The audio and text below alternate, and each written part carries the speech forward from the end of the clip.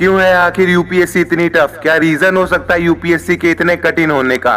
चलिए मैं बताता हूँ, ताकि हर कोई 2 कौड़ी के लोग इसे क्रैक ना कर सके। क्योंकि ये कोई पैसे कमाने का बिजनेस नहीं है, ये कईयों का सपना है, कईयों की दिन रात की मेहनत है, कईयों का जुनून है, पैशन है। कईयों ने 4-4, 5-5 साल से अपने घर वालों का मुंह नहीं देखा, सिर्फ इसे पास करने के लिए।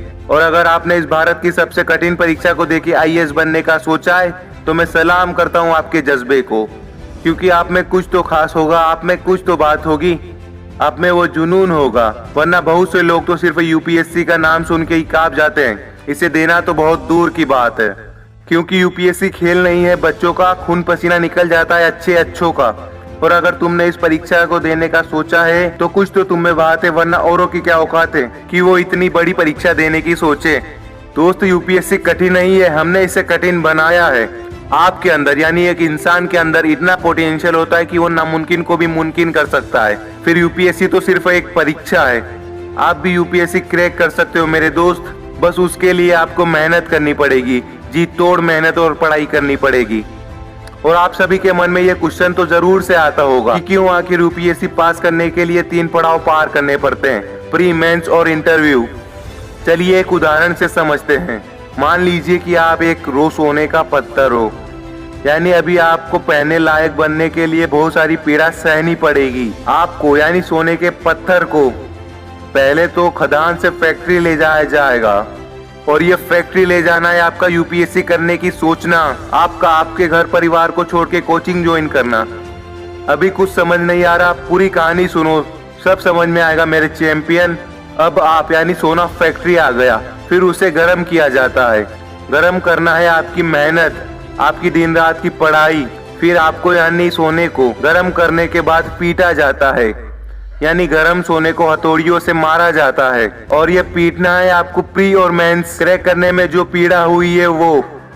फिर आप पे यानी सोने पे डिजाइन डाली जाती है, फिर उसे चेक करा जाता है कि ये डिजाइन मार्केट में चलेगी या नहीं। डिजाइन चेक करना है आपका इंटरव्यू, यानी इंटरव्यू में जो आपसे सवाल पूछे जाते हैं वो इसलिए होते हैं ताकि आप पे डिजाइन सही से डाली जाए, यानी आप सही में भी लायक हो या नहीं मार्केट में उतारने के लिए, यानी आईएएस या आईपीएस बनने के लिए। ये चेक किया जाता है। और आपने जो इतनी तकलीफ उठाई है उसका निचोड़ लिया जाता है इंटरव्यू में। मेरे दोस्त, आप सोना तो शुरू से ही हो, आपको सही आकार लेना है, सही डिजाइन डालनी है अपने ऊपर। तो सारे नेगेटिव थॉट सोचना छोड़ दो। मत सोचो ये कि मेरा होगा या नहीं, सिर्फ आप आपका 100% तो दो, बाकी होगा या नहीं ये बाद की बात है। एक बार फिर से बोलता हूँ, तुम सोना तो पहले से ही हो, बस अपने आप को पहनने लायक बनाने की देर है। अगर रेस जीतनी है तो मैदान में उतरना पड़ेगा, अगर यूपीएससी क्लियर करनी है तो पढ़ना पड़ेगा।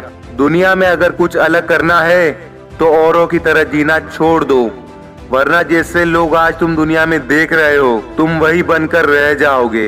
अगर आप 1000 बार भी असफल हुए हैं तो एक बार और दुगने जोर से प्रयास करो। हम असफल तभी होते हैं जब अपना 100% नहीं देते। तो दोस्त, इस बार अपना 100% लगा के तो देखो, यूपीएससी भी क्लियर होगी और आईएएस और आईपीएस भी बनोगे। सो आज से ही पढ़ना शुरू कर दो, कल का बहाना कभी मत लेना दोस्त, क्योंकि do it now, sometime later becomes never.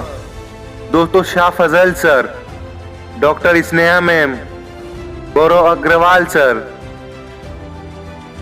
Heera Singla ma'am, Tina Dabi ma'am, Nandini K R ma'am, Anudeep Durishetty sir, Kanishak Kataria sir, Pradeep Singh sir, Pradeep Singh sir, एक बार और प्रदीप सिंह सर। दोस्तों, ये तीनों प्रदीप अलग अलग हैं।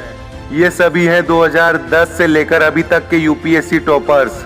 और अगर आपको भी इस लिस्ट में आना है तो जी जान लगा के पढ़ना शुरू कर दो। मेरे दोस्त, कामयाबी एक दिन में नहीं मिलती, पर अगर तुम मेहनत करोगे तो एक दिन जरूर मिलेगी। दोस्तों, कामयाब वही होता है जो बांटना जानता है। तो इस वीडियो को भी बांट दो अपने यूपीएससी करने वाले दोस्तों या रिश्तेदारों के साथ। और अगर ऐसे ही और यूपीएससी से रिलेटेड मोटिवेशनल वीडियोस देखना चाहते हो तो चैनल को सब्सक्राइब कर सकते हो। जय हिंद, जय भारत, मेरा भारत महान।